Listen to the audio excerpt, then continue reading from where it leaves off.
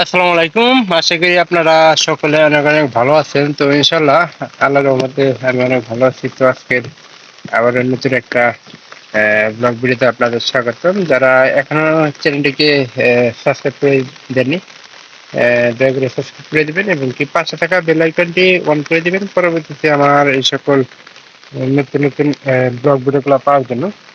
তো আমাদের এই ব্লগ ভিডিওটা আপনারা কেউ যাতে মিস না করেন সেজন্য আমি প্রতিনিয়ত ভিডিওগুলো করে থাকি। তো সবাই আমার বাড়ির ব্লগ ভিডিওগুলো প্রতিনিয়ত দেখতে চাই, এই জন্য আমি ভিডিওগুলো করি। আর আপনারা অবশ্যই সাবস্ক্রাইব করে দিয়ে রাখবেন যাতে করে কোনো ভিডিও আপনারা মিস না করেন, সেই জন্য কিন্তু আমার ভিডিওগুলো করা।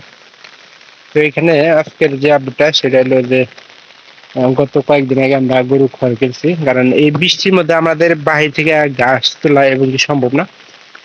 তো যার কারণে এখানে দেখেন দুইটা বোঝা খড় কিনছি। এর আগে একটা বোঝা কিনে দুইটা বোঝা বানাইছিলাম।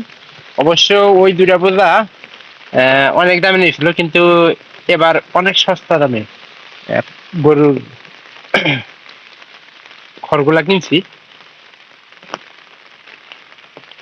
এখন তো মনে করেন যে বাইরে যেতই মনে করেন যে দুই চারটা পাতা পাতা নিয়ে আসি, তারপরেও কিন্তু গরুর খড়ের আসলে প্রয়োজন হয়, কারণ বাইরে এই যে নাহিতে যে নাহিত গুলো আছে ওর মধ্যে কিন্তু কাঁচা ঘাস আমাদের নাই। ওরা এই যে এখানে 700 টাকার ঘাস ক্রয় করছে, আর এখানে নিজের ক্ষেত আছে, মানে এখানেও ঘাস গাছে আর কি।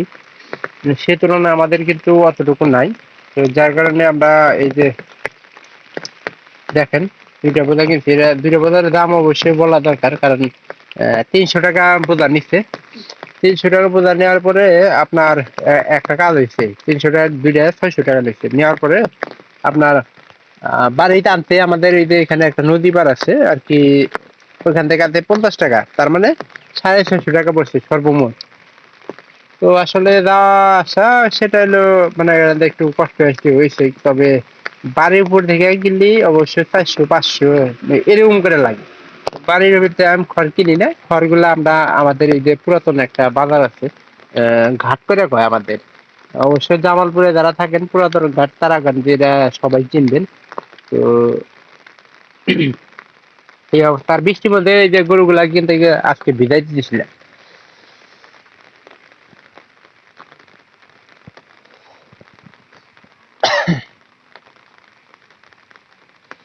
বিদায় দেওয়া হয়েছে কারণ এই যে থাকতে থাকতে শরীরটা কিন্তু অনেক মারি পেয়েছে, মারি আর গেছে, এই কারণে আমরা এখানে থাকতেছি। আর এর আগের বার আমি করে দিছিলাম, এখানে মাটি তুলে দিছিলাম, কিন্তু অনেক ওইরকম কিন্তু বেদর হয় নাই।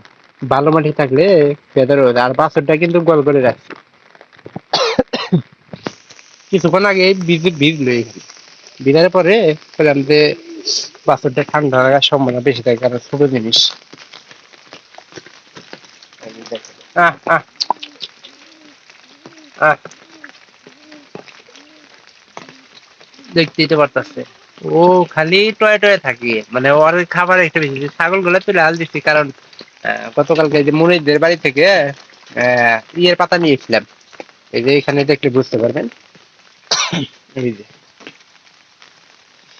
আপনার এই যে কলা পাতা নিয়ে আসছিলাম, তো ওগুলাই খাওয়াইলাম আর কি।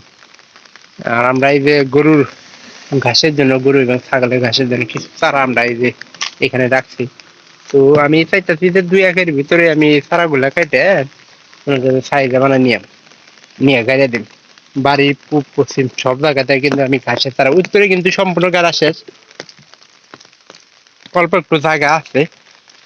তো ওটা মনে করেন যে গাড়ি দিব আর কি, রাস্তা দিয়ে পানির অবস্থা কি। এখানে একটু আছে, ওটা কোনো সমস্যা নাই। লাউ গাছও কারা। তো এই তো অবস্থা, দিনকাল যাইতেছে। তো আপনাদের দিন কেমন যাইতেছে অবশ্যই জানাতে পারে।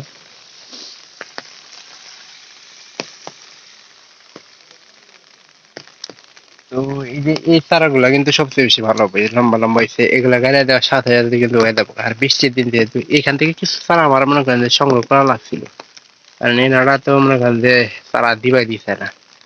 তো যদি ভিডিওটি ভালো লাগে চ্যানেলটিকে অবশ্যই সাবস্ক্রাইব করে রাখবেন এবং কি পাশে থাকা বেল আইকনটি অন করে দিবেন পরবর্তীতে আমার এই সকল নতুন নতুন ব্লগ ভিডিও পাওয়ার জন্য। তো আপনারা কেউ আমার এই ভিডিওগুলো মিস করবেন না। আহ, আমার আসলে সস্তা দামের ফোন দিয়ে হইলে ভিডিও ভালো হয় না, সব জায়গায় কিন্তু ভিডিও করা যায় না, সমস্যা হয়ে যায়। আর যেহেতু আজকে বৃষ্টি দিন, সেহেতু মনে করেন যে ইটা করা যাইতেছে। আচ্ছা, নিয়ে যাচ্ছি। তো দেখা হবে পরবর্তীতে অন্য কোনো ব্লগ ভিডিওতে, অন্য কোনো বিষয় নিয়ে। আর আমার বাড়ির যে কোনো আপডেট ব্লগ ভিডিও আপলোড দেওয়ার চেষ্টা করবো, আপনারা সবাই কিন্তু দেখে দিবেন, যাতে করে মিস না করেন, সেই জন্য কিন্তু আমি ভিডিওগুলো করে থাকি। সবাই ভালো থাকেন।